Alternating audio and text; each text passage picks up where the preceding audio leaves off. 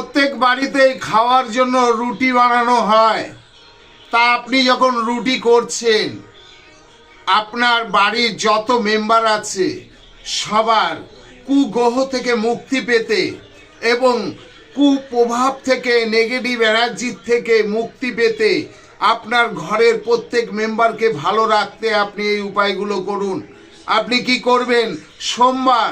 সোমবার যখন আপনি রুটিটি মাখছেন, অর্থাৎ আটাটি দিয়ে রুটি করছেন, তার মধ্যে আপনি কি করবেন? একটু দুধ মিশিয়ে দিন।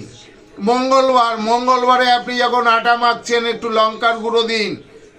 বুধবারে আপনি মটরশুঁটি দিয়ে দিন।